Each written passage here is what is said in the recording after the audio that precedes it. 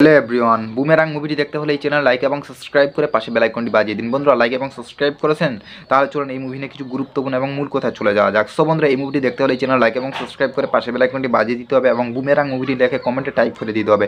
Hello everyone, কেমন আছেন? আশা করি ভালো আছেন। আমি অনেক ভালো আছি। সো বন্ধুরা, আবারও আপনাদের মাঝে গুরুত্বপূর্ণ একটি নতুন ভিডিও নিয়ে হাজির হলাম।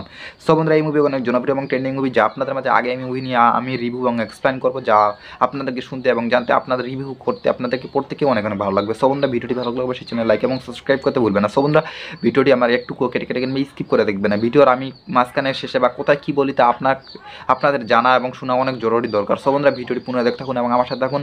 ভিডিওটি দেখার আগে ছোট্ট একটি রিকোয়েস্ট আবার বলবো, চ্যানেল লাইক এবং সাবস্ক্রাইব করতে ভুলবেন না। পরে লাইক এবং সাবস্ক্রাইব করতে ভুলবেন না। সো বন্ধুরা, ভিডিওটি সম্পূর্ণ দেখতে থাকুন এবং আমার সাথে থাকুন। চলো বন্ধুরা, এই মুভিটি বেশি বকর না করে গুরুত্বপূর্ণ এবং সংক্ষিপ্ত আকারে কিছু কথাবার্তা আপনাদের মধ্যে তুলে ধরার চেষ্টা করবো এবং তুলে ধরবো। সো বন্ধুরা, বুমেরাং মুভিটি হলো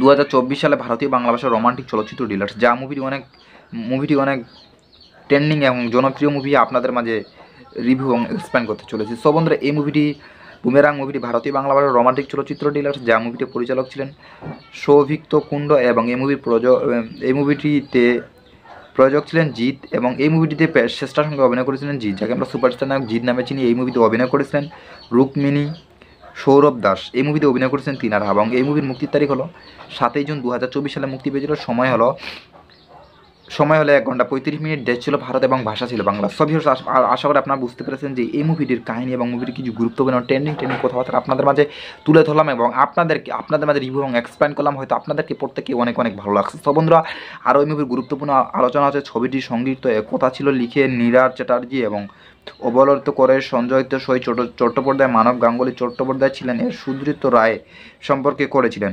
আয়ন্তিক ব্যানার্জি, দৃষ্টি কর্ণাকর, রবীন কিনাগি, বর্ষের সিরাজ নাজের একটি গুরুত্বপূর্ণ আলোচনা। সো বন্ধুরা, সার্জেন মুখার্জিতে নির্মাণের সাস্টিন এই মুভিটি অনেক জনপ্রিয় এবং ট্রেন্ডিং মুভি, যা আপনাদের মধ্যে রিভিউ এবং এক্সপ্লেন করলাম এবং আপনাদেরকে গুরুত্বপূর্ণ আলোচনাগুলো জানিয়ে দিলাম। সো বন্ধুরা, হয়তো আপনাদেরকে ভিডিওটি পুনরায় অনেক ভালো লাগছে। ভিডিওটি ভালো লাগলে অবশ্যই চ্যানেল লাইক এবং সাবস্ক্রাইব করতে ভুলবেন না। বন্ধুরা, পরের ভিডিওর জন্য অপেক্ষা করে থাকবেন। ভালো থাকবেন, সুস্থ থাকবেন। আপনাদেরকে প্রত্যেকে অনেক ধন্যবাদ।